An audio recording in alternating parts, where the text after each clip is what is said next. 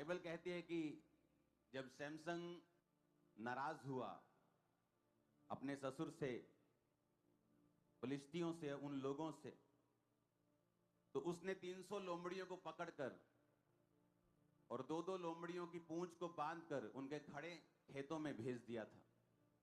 और लिखा उनके खड़े खेतों में आग लग गई थी। तो सैमसंग ने इस तरह से अपनी नाराजगी का बदला उनसे लिया था। लेकिन अब समय बदल चुका है। परमेश्वर ये कहता है कि तुम्हारा युद्ध जो है वो मांस और लहू के साथ क्या है कि नहीं? मांस के साथ है, लहू के साथ है, किसी बाबा के साथ है? कहता तुम्हारा युद्ध इनके साथ बिल्कुल नहीं। तुम्हारा युद्ध अंधकार की शक्तियों के साथ है। लेकिन एक तरीका जो परमेश्वर ने बदला नहीं है शत्रु को हराने का, वो चाहे पुराने नियम में इंसान के रूप में था, नए नियम में वो शैतान के रूप में है, तरीका एक ही है, वो है परमेश्वर की फायर, वो आग जो लोमड़ियों की पूंछ पर लगाकर उन्हें हराया गया था। आज वो आग आपके सिरों के ऊपर लगी हुई है और शैतान हार रहा है। हालेलुया। अपने हाथों को उठा के बोलो, आज पवित्र आत्मा की अग्नि मुझ पे उतरे और शैतान की सारी चालें नाश हो।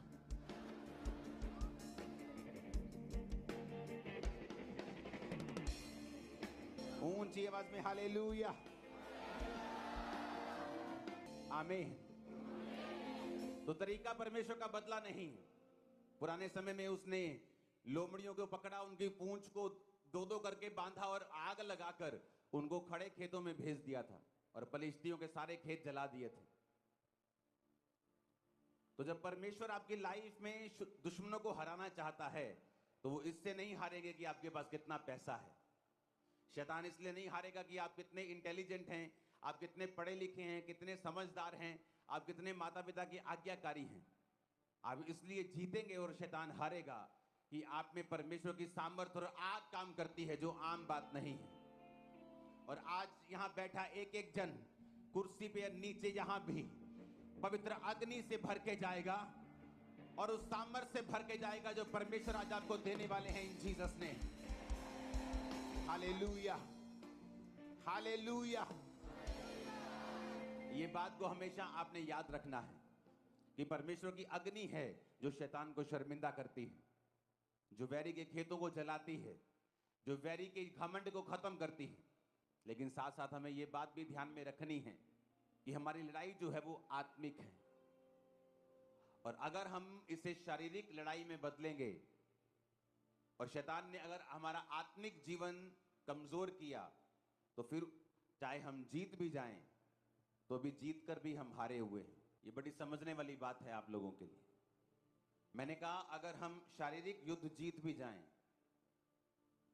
और एक आत्मिक युद्ध को शारीरिक युद्ध की शेप दे दें और फिर जीत भी जाएं, तब भी ये युद्ध क्या होगा? हारा हुआ होगा। पहला पत्रस 3 उसकी 9 आयत में लिखा है, बुराई के बदले बुराई मत करो और ना गाली के बदले गाली दो, परंतु इसके विपरीत आशीष दो, क्योंकि तुम आशीष के वारिस होने के लिए बुलाए गए हो। आमीन। एक होता है कि तुम जब विरोधी तुम पर इल्जाम लगाता है, जब वो तुम पर अटैक करता है, एक होता है बोलना ही नहीं है, मुंह बंद कर लेना है। वो भी गलत है। वो भी क्या है? बाइबल कहती है अपने विरोधियों को नम्रता से उत्तर दो, सही रीति के साथ उत्तर दो, ताकि उनका मुंह क्या हो जाए? बंद हो जाए। क्योंकि तुम्हारे वचनों में सच्चाई है, तुम्हारे वचनों में ताकत है, तुम्हारे पीछे परमेश्वर खड़ा है।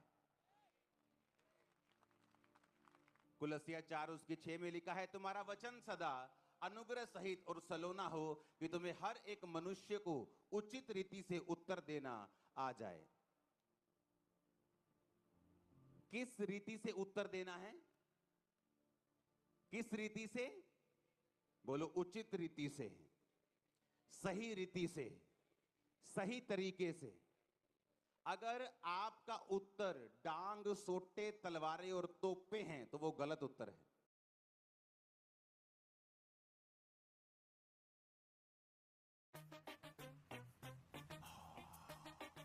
कैसे धंधा बढ़ेगा, कैसे गल्ला चलेगा, कैसे टाइको। अगर विरोधी आपकी इंसल्ट करे, आप भी रील्स बना बना के उनकी इंसल्ट करें, तो ये गलत उत्तर है। उत्तर जाना चाहिए, लेकिन कैसा होना चाहिए? बिब्लिकल, तर्क से, बुद्धि से। ऐसा होना चाहिए कि जुबान बंद ना हो, पक्की बंद हो जाए, सिल जाए एक बार में।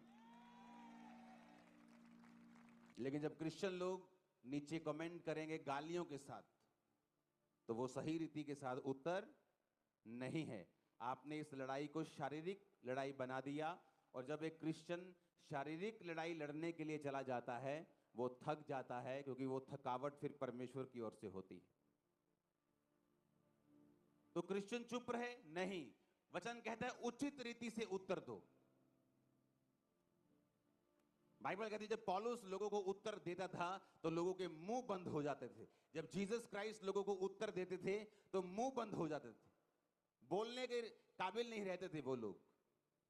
लेकिन ऐसी रील्स बनाना जो इंसल्टिव हो, चाहे आपके दुश्मन के लिए ही हो, बिब्लिकली वो रॉन्ग है। हालेलुया। यीशु मसीह ने कहा लूका 6 उसकी 27 से 30, परंतु मैं तुम सुनने वाले से कहता हूं, अपने शत्रुओं से प्रेम रखो, जो बैर करे उनका भला करो, जो श्राप दे उन्हें आशीष दो, जो अपमान करे उनके लिए प्रार्थना करो। उनका अपमान मत करो, क्या करो? उनके लिए प्रेयर करो। उचित रीति से उनको क्या करो? उत्तर दो। जब तुम उचित रीति से उत्तर दोगे, प्रभु तुम्हारे साथ रहेगा और तुम्हें दुनिया की ताकत कोई हरा नहीं पाएगा, क्योंकि परमेश्वर तुम्हारे संग होगा। अगर तुम वचन के संग चल रहे हो तो तुम प्रभु के संग चल रहे हो, क्योंकि वचन ही परमेश्वर है। अगर तुम वचन को अपने सामने रख के चल रहे हो तो तुम परमेश्वर को अपने सामने रख के चल रहे हो। अगर तुम वचन को अपनी लाइफ में अपना के चल रहे हो तो तुम परमेश्वर को अपनी लाइफ में अपना के चल रहे हो। तो जब परमेश्वर तुम्हारी जिंदगी में होगा, कोई भी तुम्हें हरा नहीं पाएगा। आमीन। तो बाइबल कहती है कि तुम्हारा वचन सदा अनुग्रह सहित और सलोना हो, कि तुम्हें हर एक मनुष्य को उचित रीति के साथ उत्तर देना आ जाए। सब बोलो आमीन। तो जब आप उत्तर दें, चुप रहना भी पाप है। आमीन। लेकिन उत्तर देना है तो बिब्लिकल देना है, मुंह बंद करने वाला देना है, ठोक के देना है, परवाह नहीं करनी है, क्योंकि खुदा हमारे साथ है। हमारा हिस्सा भारा रहता है, चाहे हम एक भी हो तो भी भारी है। हालेलुया। क्योंकि परमेश्वर ने कहा अपने वैरी को इतना ही रखना है कि उसको तुम मसीह में लेके आ सको बाद में। हालेलुया। उसे वचन का पता हो कि मेरा पाला किन से पड़ा है, चाहे क्रिश्चियन मेजॉरिटी हो, किसी स्टेट में मिनॉरिटी में हो, ये कभी मारते नहीं किसी को। जाओ देख लो। कुछ लोग बोलते हैं जब ये ज्यादा बढ़ जाएंगे जी हम पर आ जाएंगे जी। हम तो पहले ही ज्यादा 90% है। देखो पूर्व में, साउथ में चले जाओ 40% है स्टेट्स में। बताओ कोई क्रिश्चियन लोगों ने इकट्ठे होकर दंगा करके लोगों को मारा हो जाएंगे नहीं, हो चुके हैं, हो गए हैं कब से हैं। देखो जाओ, चले जाओ मिजोरम, सिक्किम, सब अरुणाचल प्रदेश, सब चले जाओ, तमिलनाडु, केरला, गोवा, सब चले जाओ, पीछे चले जाओ, आंध्र प्रदेश, सब चले जाओ इधर वाली साइड। 40%, 35% लोग क्रिश्चियन हैं। जब लोग बोलते हैं कि दुनिया में सबसे बड़ा धर्म क्रिश्चियन धर्म है, इसके 240 करोड़ फॉलोअर, ये गलत है। 240 करोड़ जो फॉलोअर हैं उनका नाम पीटर है, जॉन है, जो क्रिश्चियन, उनकी बात हो रही है। उसमें मैं अभी शायद आता ही नहीं हूं, क्योंकि अभी सेंसस नहीं हुआ इंडिया का पिछले 13-14 साल से। आप मेरी बात समझ रहे कि नहीं? हम लाखों करोड़ों लोग तो उसमें आते ही नहीं है अभी। तो जीसस को मानने वाले तो करोड़ों लोग हैं। और कैसे हो गए इतने करोड़ों लोग? क्योंकि जीसस ने कहा कोई तेरे एक गाल पे थप्पड़ मारे, क्या कर ले दूसरा गाल। अरे पॉलिटिशियंस ने ऐसे बाइबल के वर्सेस को इस्तेमाल किया, महान बन गए। वो महान बनेंगे नहीं? महात्मा गांधी जी और भी बड़े बड़े बाइबल की वर्सेस को उन्होंने लिया कि यीशु मसीह ने कहा है। किसने कहा है ऐसा कि एक गाल पे थप्पड़ मारो दूसरा आगे? किसने नहीं कहा जीसस के अलावा। आप इमेजिन करो कि बड़े बड़े पॉलिटिशियन बाइबल की वर्स को यूज करके इतने महान बन गए कि आज आप दुनिया के जिस मर्जी कोने में चले जाओ, महात्मा गांधी जी की मूर्ति आपको वहां मिलेगी। आप लंदन चले जाओ, आप दुनिया के किसी देश में चले जाओ, महात्मा गांधी को सब लोग जानते हैं। बाइबल की एक वर्स को उन्होंने फॉलो किया और सब उन्हें जानते हैं। इमेजिन करो आप पूरी बाइबल फॉलो करोगे तो क्या हाल होगा, और आपके अंदर जब परमेश्वर होगा तो क्या होगा। आप इमेजिन करके देखो कितनी ग्रेटनेस, कितने बड़े लेवल तक आप लोग जा सकते हैं, क्योंकि आपके पास परमेश्वर का जीवित वचन है। हालेलुया। तो जब हम लड़ें तो हमारी लड़ाई आत्मिक हो, तर्कों की हो, उचित शब्दों की हो। प्रेज द लॉर्ड से शुरू करके तो प्रेज द लॉर्ड से ही एंड किया जाए। बीच में अपने क्वेश्चंस रखे जाएं जिनका जवाब वो कभी नहीं दे पाएंगे। लेकिन अगर गालियों से शुरू करेंगे, मेरा बाप आया, तेरा बाप आया, तो नीचे हम कुछ प्रेज द लॉर्ड लिख नहीं पाएंगे। हालेलुया। तो हमें ये बात हमेशा याद रखनी है कि हमारा दुश्मन इंसान नहीं है, ये एक बहाना है इंसान की विरोधता अपने प्रचार को उस कोने में लेके जाने की जहां आपका प्रचार नहीं पहुंच रहा था, लेकिन आपका दुश्मन आपका दोस्त की तरह खड़ा होकर उसको लेके जा रहा है, वो लेके जा रहा है। Hallelujah, hallelujah. 2022 में हर पंजाबी को नहीं मालूम था यीशु मसीह के बारे में, लेकिन इतना विरोध हुआ, इतना विरोध हुआ, इतना विरोध हुआ, सबको मालूम हो गया।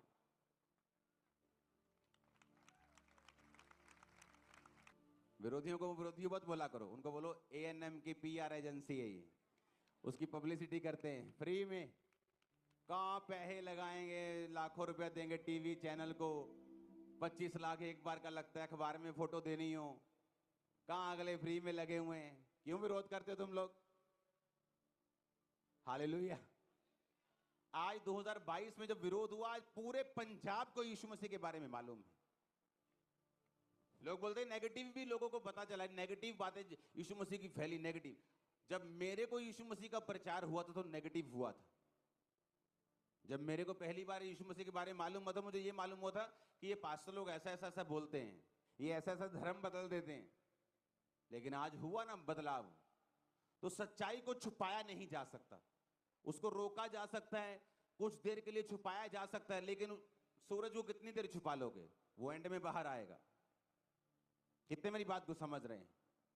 तो जीसस क्राइस्ट सच्चाई है, वो धर्म का नाम नहीं है, वो रिलीजन नहीं है, वो सच्चाई, वो बाहर आएगी।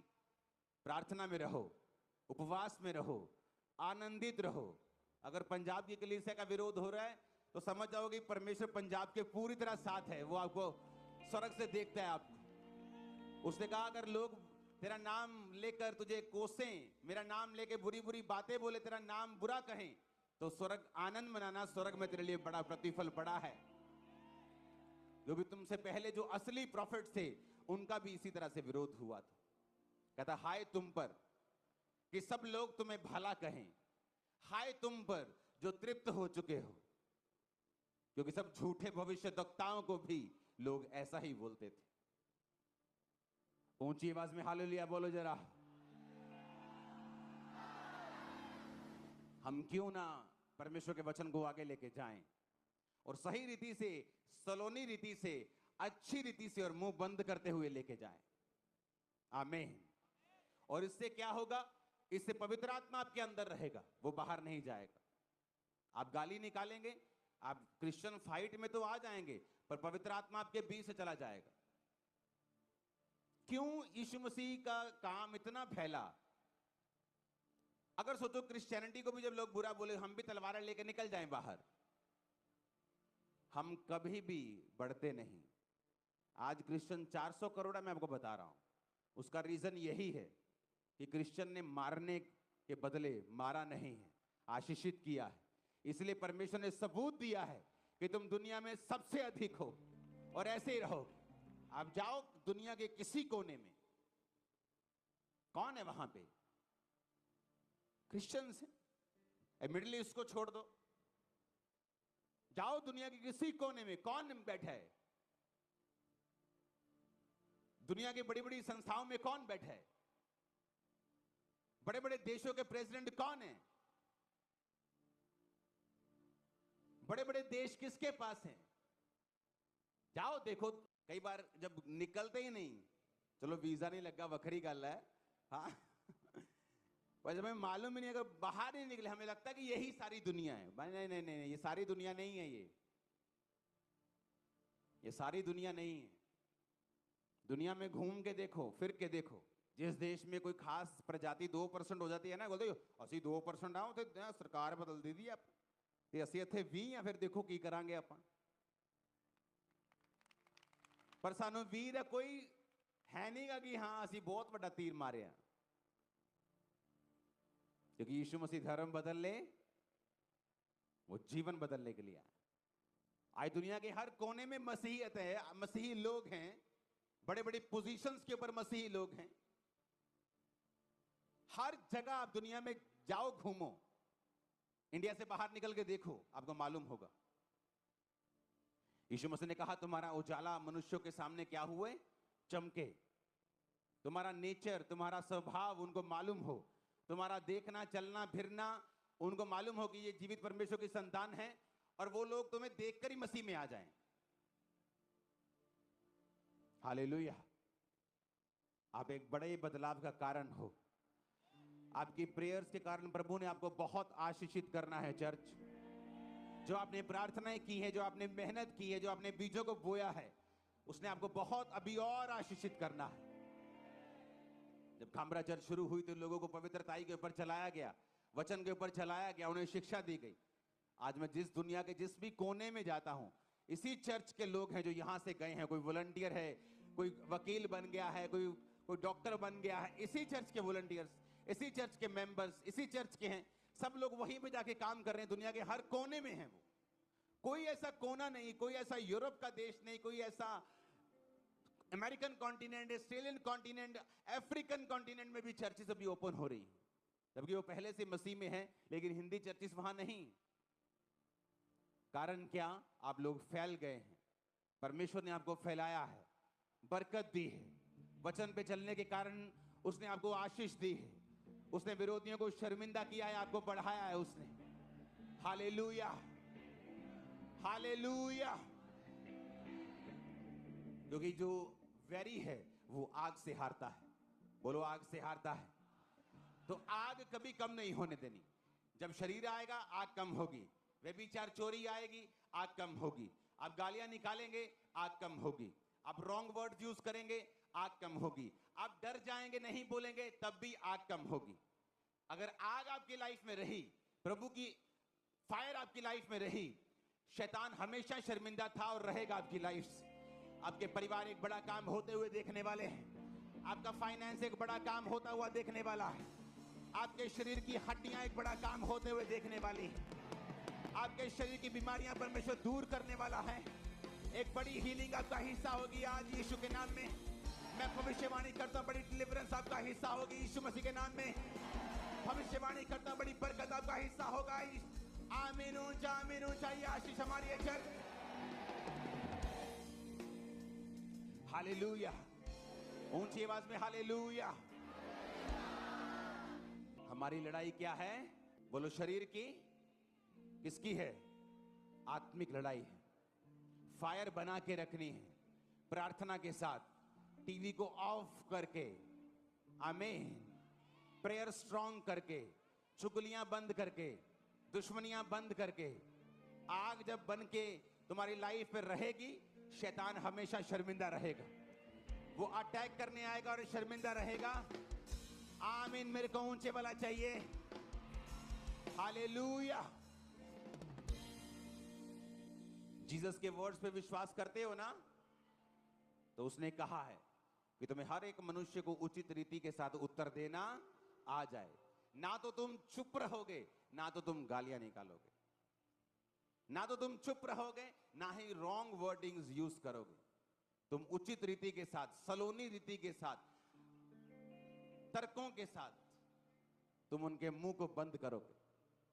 बाइबल कहती है तुम्हारे अंदर एक पवित्र आत्मा है, कौन है अंदर तुम्हारे? बाइबल कहती है पवित्र आत्मा जिसके अंदर होता है, जब वो बोलता है दूसरों को निरुत्तर कर देता है, उसके पास उत्तर नहीं रहता। अगर पवित्र आत्मा आपके अंदर है तो, क्योंकि आपके अंदर से सच्चाई की बात निकलेगी, झरनों की बात निकलेगी, जीवन जल निकलेगा। जब लोग बोलते हैं उनके अंदर से मृत्यु निकलती है, इसे मार देंगे, उसे मार देंगे, उसे खत्म कर देंगे। जब वो बोलते हैं उनके मुंह के अंदर से श्राप निकलते हैं, इंसल्ट निकलती है। पर जीसस ने कहा मैं तुमको जीवन जल का झरना बना दूंगा। जब तुम बोलोगे तो आशीष निकलेगी, जब तुम बोलोगे तो हीलिंग निकलेगी, जब तुम बोलोगे बरकत निकलेगी, जब तुम बोलोगे लोग आजाद होंगे, लोग चंगे होंगे, छुटकारा पाएंगे। आमीन ऊंचे वाला चाहिए चर्च। Hallelujah, hallelujah. हमें यीशु मसीह के वचन को लेके जाना है। उसने कहा तुम इस जगत में जलते हुए दीपकों की तरह दिखाई देते हो, तुम जगत की रोशनी हो, तुम नमक हो, तुम प्रिजर्वर हो, तुम्हारा परिवार तुम्हारे कारण बचाया जाएगा। उसने कहा तुम पृथ्वी के नमक हो, तुम्हारे कारण पृथ्वी और उसके लोग बचाए जाएंगे। तुम्हारा मोहल्ला तुम्हारे कारण बचाया जाएगा, तुम्हारे देश, तुम्हारा नगर, तुम्हारा स्टेट, तुम्हारे गांव तुम्हारे कारण बचाए जाएंगे। तू बचता घराना बचाया जाएगा। अपने पड़ोसी को बोलो लड़ना है पर वचन के बीच में से होके लड़ना है, पर वचन के बाहर जाके नहीं लड़ना। लड़ना तो है पर आत्मिक लड़ाई को लड़ना है।